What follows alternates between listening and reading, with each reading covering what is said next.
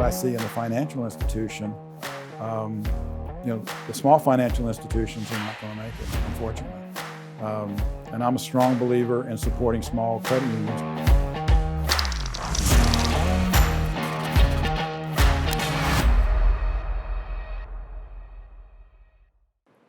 I know one of the things that we were going to talk about is, where I see community financial institutions 5 years from now. Right.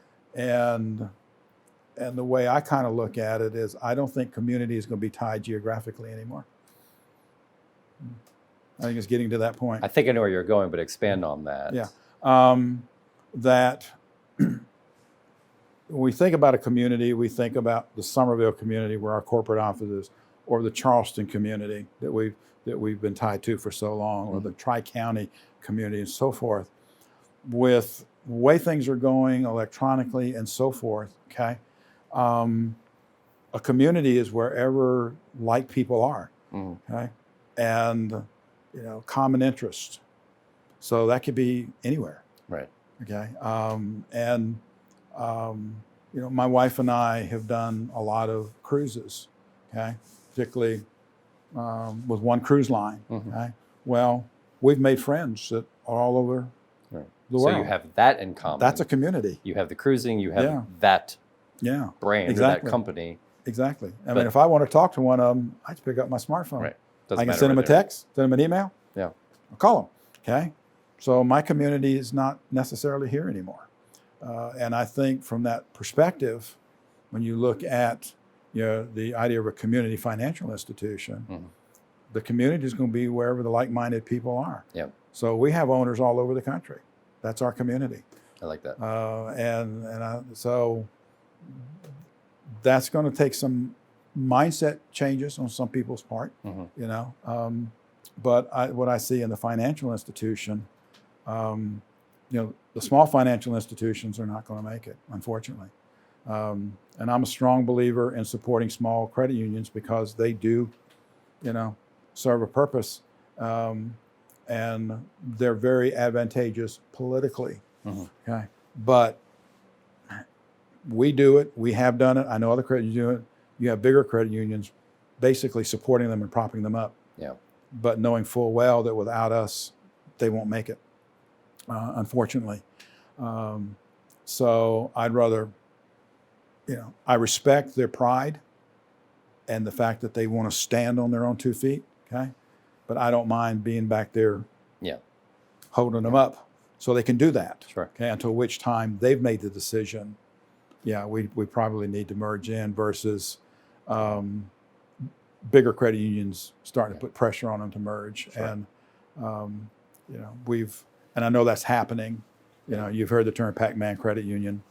That have been pretty blatant about it. We're not like that. I'd rather the folks come to the realization, hey, appreciate all the help over the years. Yep. We want to talk. Yep. And that just makes for a better working relationship going forward. I think from the banks, the for-profit bank side, okay, I tell my friends who are in community banks, I said, I'm not the one that's keeping you awake at night. You better watch those big national banks, those big regional banks. Okay, I mean, they're the ones that are going to come in and eat your lunch, not mine. Yeah.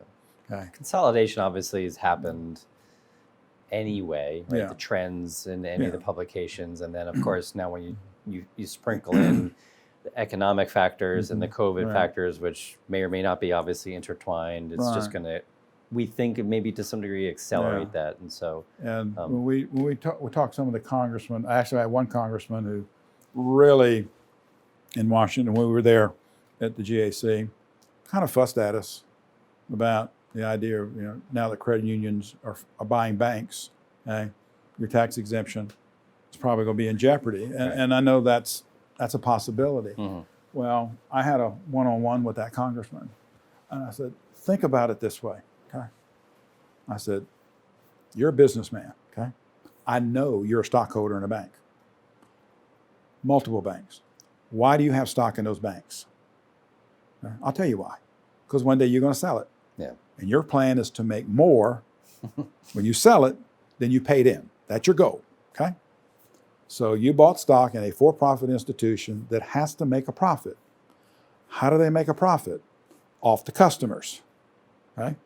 So those customers, you're making your money off those customers, right?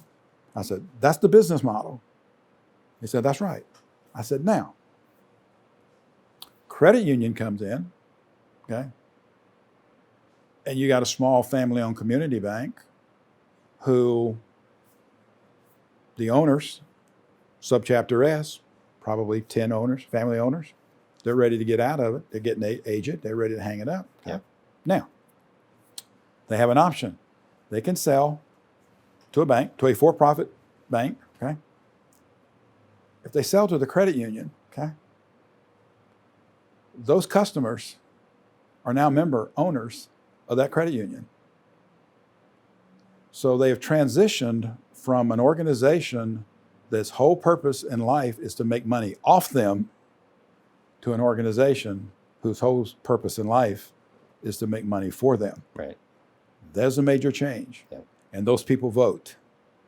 Think about that, okay? Think about that concept. All right? I like it. And he said, I never thought of that. I Yeah. said, think about it from that concept. You have done your constituents a service Right. by allowing them now to be somebody that is an owner of an organization that helps them and makes money for them, Right. no longer part of an organization that made money off of them. But it goes back to what we were talking about before, just sort of the, oh, by the way, they're voters. And they're voters. And they're voters. And they're voters, you know. That's, And I like how you really are able to simplify these concepts. And there's only two things that matter to a politician: getting elected and getting reelected. Yeah, exactly. You know, that's exactly. it. Hey, to stay in tune with what we've got coming up next week or the weeks thereafter, hit that subscribe button. That bell button is going to notify you every time we drop a new video. Enjoy the next one.